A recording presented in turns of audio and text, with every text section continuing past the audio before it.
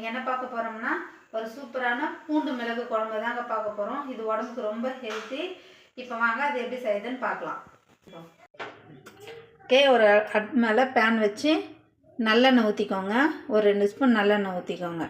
இப்போ எண்ணெய் நல்லா காஞ்சிச்சுங்க. எண்ணெய் காஞ்சதும் இதில் மீடியம் சைஸ் வெங்காயம் 2 போட்டு நல்லா வதக்கிக்கோங்க.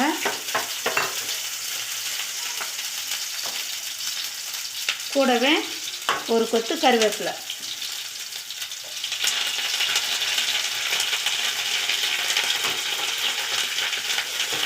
போட்டு நல்லா வதக்கிக்கோங்க. பாருங்கள், இந்த அளவுக்கு வதங்கி வந்ததும் இதில் ஒரு 1.5 ஸ்பூன் சீரகம்,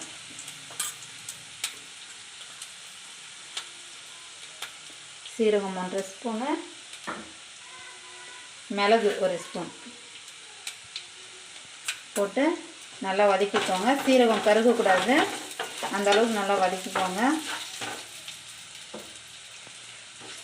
போட்டு வதக்கணும். ஒரு மீடியம் சைஸ் தக்காளி 2 நல்ல பழுத்து தக்காளி போட்டு நல்லா வதக்கிக்கோங்க.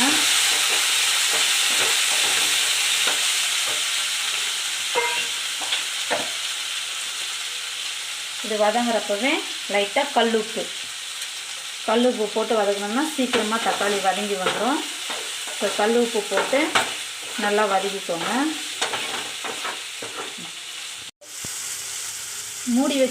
மூடி வச்சு வதக்கிக்கோங்க. அப்போ சீக்கிரமாக வதங்கி வரும்.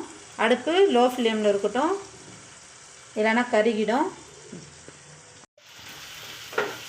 பாருங்கள், இந்த அளவுக்கு வதங்கி வந்ததும் இதெல்லாம் இப்போ நம்ம மசாலாங்க சேர்த்துக்கலாம். இல்லை 2 ஸ்பூன் குழம்பு மிளகாத்தூள். நீங்கள் தனித்தனியாக சேர்த்துக்கிறதா இருந்தால் வெறும் மிளகாத்தூள் 2 ஸ்பூன், மல்லித்தூள் 2 ஸ்பூன், கொஞ்சமாக மஞ்சள் தூள் சேர்த்துக்கோங்க. இந்த காரம் அதிகமாக இருக்குதுன்றதுனால நான் 2 ஸ்பூன் போட்டிருக்கேன். போட்டு இதை சிம்மில் வச்சு நல்லா வதக்கிக்கோங்க. இதில் பெருங்காயத்தூள் கொஞ்சம் போட்டு நல்லா மிளகாத்தூள் வாசனை போகிற வரைக்கும் நல்லா வதக்கிக்கோங்க. சிம்மிலே வச்சு வதக்கிக்கோங்க, இல்லைன்னா மிளகாத்தூள் கருகிடும். பாருங்கள், ஒரு 2 நிமிஷம் நல்லா வதக்குனதும் அடுப்பு ஆஃப் பண்ணிவிடுங்க. ஆஃப் பண்ணிவிட்டு இந்த மசாலாவை ஒரு பாத்திரத்தில் எடுத்து வச்சுக்கோங்க. அப்போ தான் சீக்கிரமாக ஆறும். பாருங்கள், மசாலா ஒரு தட்டில் எடுத்து ஆற வச்சுட்டேன். இந்த கேப்பில் ஒரு பெரிய நெல்லிக்காய் சைஸ் புளி போட்டு தண்ணியில் நல்லா ஊற வச்சுக்கோங்க. இது அப்படியே ஊறட்டும். பாருங்கள், மசாலா நல்லா ஆறி வந்துச்சு. இப்போ இது ஒரு மிக்ஸி ஜாரில் போட்டு தண்ணி ஊற்றாமல் நல்லா அரைச்சிக்கோங்க. அப்படி பத்தலைன்னா லைட்டாக கொஞ்சமாக மட்டும் தண்ணி ஊற்றிக்கோங்க. ரொம்ப தண்ணி ஊற்ற வேண்டாம். நல்லா இதை நைஸாக அரைச்சிக்கலாம். பாருங்கள், இந்த அளவுக்கு நைஸாக அரைச்சிக்கோங்க. தண்ணி எதுவுமே ஊற்றலை, அதில் இருக்கிற ஈரப்பதமே சரியாக போச்சு. இப்போ இதுக்கு ஒரு தாளிப்பு கொடுத்துடலாம். இப்போ அடுப்பு மேலே ஒரு கடாய் வச்சு நல்லா ஹீட் பண்ணிக்கோங்க. ஹீட் பண்ணிக்கிட்டதும் ஒரு 2லேருந்து 3 ஸ்பூன் நல்லெண்ணெய் ஊற்றிக்கோங்க. பாருங்கள், எண்ணெய் நல்லா காய்ச்சதும் கடுகு, வெந்தயம், வடகம், வெங்காயம் வடகம்னு சொல்லுவீங்களா, அதை போட்டு நல்லா பொரிய விட்டுக்கோங்க.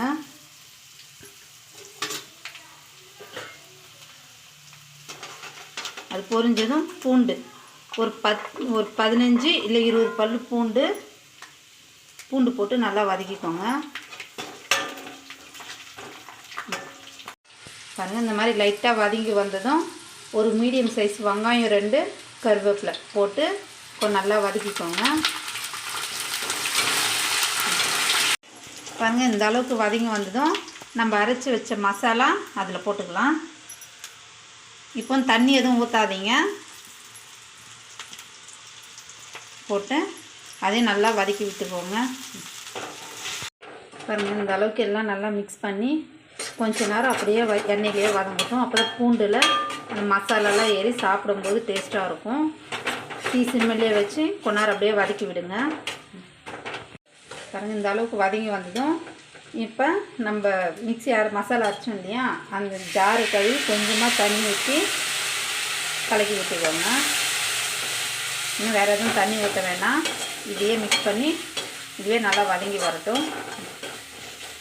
பாருங்கள், இந்த ஓரத்தில் எண்ணெயெல்லாம் பிரிஞ்சு வருது இல்லைங்களா? இந்த அளவுக்கு வந்ததும் நம்ம ஊற வச்ச புளி கரைச்சி இதில் ஊற்றிக்கோங்க.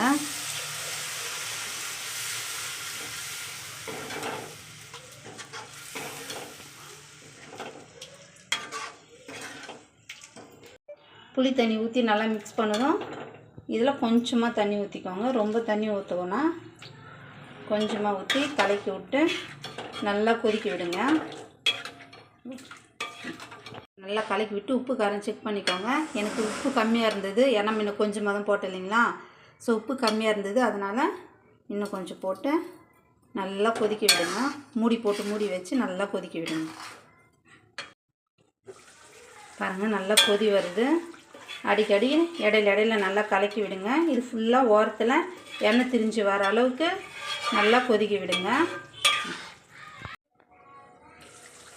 பாருங்கள், கேட்டுக்காட்டு நல்லா எண்ணெய் எப்படி பிரிஞ்சு வந்திருக்கு. இந்த அளவுக்கு நல்லா கொதித்து வந்ததும் இதில் வெல்லம் ஒரு பிஞ்சு அளவுக்கு போட்டு நல்லா கலக்கி இறக்கிக்கோங்க.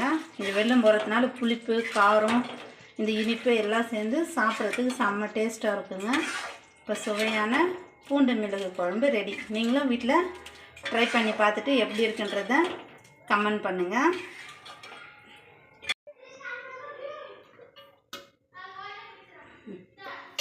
பாருங்கள், சூப்பரான பூண்டு மிளகு குழம்பு ரெடி ஆயிடுச்சு. நீங்களும் இதை வீட்டில் ட்ரை பண்ணி பாருங்கள், செம்ம சூப்பராக இருக்கும். இந்த வீடியோ பிடிச்சிருந்தால் லைக் பண்ணுங்கள், உங்கள் ஃப்ரெண்ட்ஸ் அண்ட் ஃபேமிலிக்கும் ஷேர் பண்ணுங்கள். மறக்காமல் நம்ம ரிஷ்கா குட்டி சேனலை சப்ஸ்கிரைப் பண்ணிக்கோங்க. ஆல்ன்ற பெல் பட்டனை கிளிக் பண்ணிக்கோங்க. அப்போ தான் நான் போடுற வீடியோ உங்களுக்கு உடனுக்குடனே நோட்டிஃபிகேஷன் வரும். ஓகே, பாய்.